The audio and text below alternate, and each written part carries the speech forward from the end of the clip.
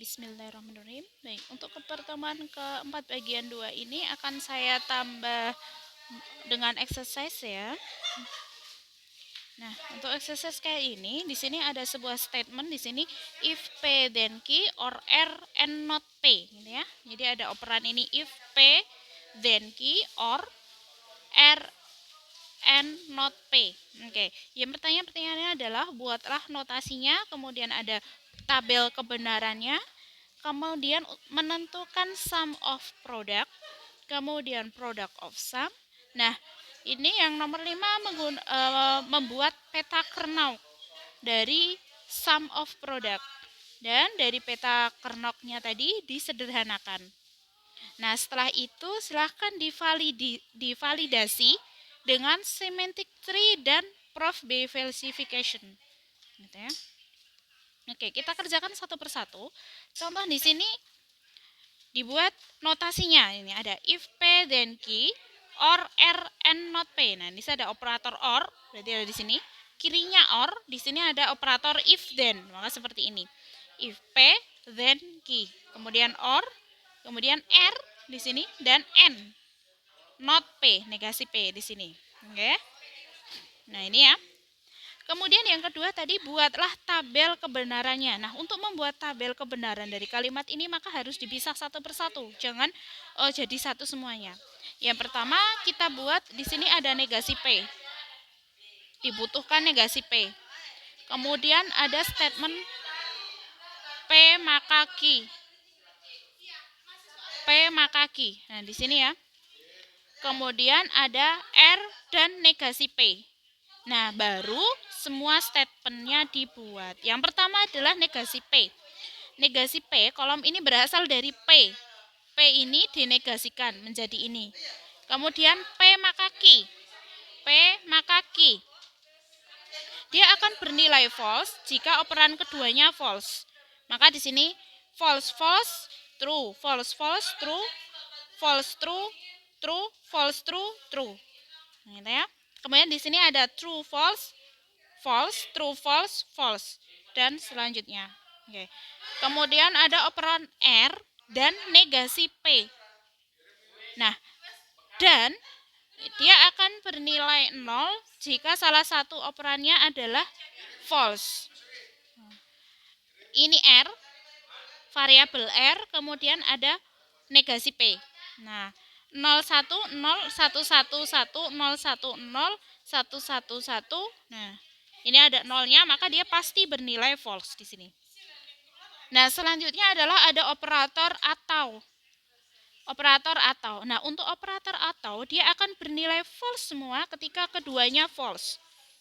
Maka 101 111 101 111. False false maka dia false. Seperti ini. Ini untuk tabel kebenarannya. Kemudian yang ketiga adalah menentukan sum of product. Nah, untuk menentukan sum of product ini, silahkan lihat tabel kebenarannya. Dan dilihat yang outputnya dia bernilai true. Maka ini ya. Yang pertama itu ada 0, 0, 0, maka P aksen, Q aksen, R aksen. Kemudian ini output satu ini dari P aksen. Aksen dia karena dia bernilai false. P aksen, Q aksen, dan R. Seterusnya, dipilih yang outputnya adalah 1. Kemudian dijumlahkan karena dia sum of product. Gitu. Kemudian untuk product of sum,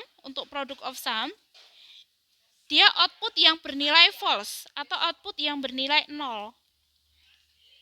Nah, untuk output yang bernilai 0 di sini kita cek di tabel kebenarannya. Di sini ada P, Q aksen, R aksen, ya. Dia bernilai aksen atau negasi karena pada tabel kebenaran bernilai false.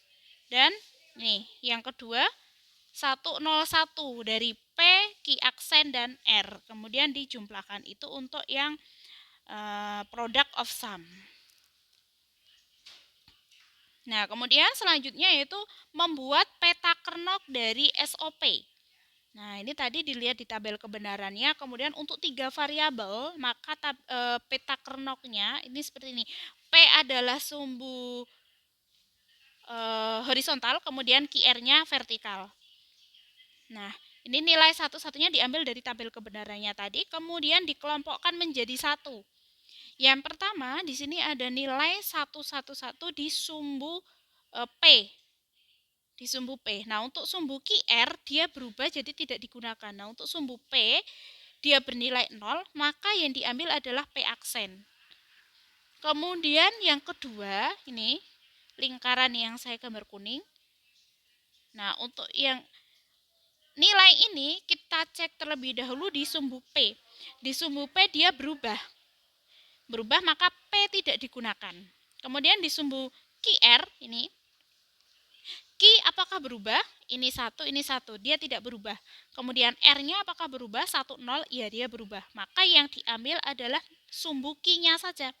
Sumbu Q dan dia bernilai 1. Maka nilai Q. Nah, hasil penyederhanaan dari peta Kernock dari sum of product adalah P aksen plus Q. Kemudian menentukan validitas menggunakan semantic tree ya. Nah, untuk semantic tree, untuk yang daun sebelah kiri itu harus bernilai true dan daun sebelah kanan harus bernilai false. Tabel dari semantic tree ini teman-teman semua bisa digambarkan dari tabel kebenaran ini. Ini kan jadi true, true, true berarti 1, 1, 1. Kemudian true, true, false 1, 1, 0 gitu. Hasilnya apa? Nah, kalimat ini dia tidak valid karena pada semantic tree-nya dia terdapat dua nilai yang false. Kemudian yang kedua yaitu dengan proof by falsification, di mana kita harus mensuudzonkan terlebih dahulu kalimat ini. Nah, operan atau dia akan bernilai false ketika keduanya bernilai false, gitu ya. Nah, maka ini kita nilai false, ini juga kita nilai false. Nah, P maka Q bernilai false ketika P-nya bernilai true dan Q-nya bernilai false, kan gitu. True maka false, dia akan bernilai false. Nah, P-nya tadi di sini digunakan yaitu menjadi negasi P, maka negasi true. Negasi true adalah false, maka R-nya agar menjadi nilai ini agar menjadi false, maka R-nya juga kita harus salahkan. Jadi false dan false, maka ketemunya false, false dan false, maka ketemunya false. Nah, ini apa yang kita suudonkan tadi ternyata benar, maka kalimat ini invalid, seperti itu. Kemudian ini ada materi mengenai tautologi teman-teman semua. Nah, dari kalimat ini silakan dibuat tabel kebenarannya. Nah, dari tabel kebenarannya ternyata diperoleh outputnya mereka bernilai 1 semua. Nah, untuk output yang bernilai 1 semua maka dinamakan tautologi. Kemudian ada kontradiksi, di mana ketika nilai statement ini dimasukkan, dicari kita outputnya menggunakan tabel kebenaran, outputnya yaitu berupa false semua, 0 semua, maka disebut dengan kontradiksi. Seperti itu ya. Baik, semoga paham dengan apa yang sedikit saya sampaikan. Jika ada pertanyaan silakan disampaikan. Saya akhiri. Assalamualaikum warahmatullahi wabarakatuh.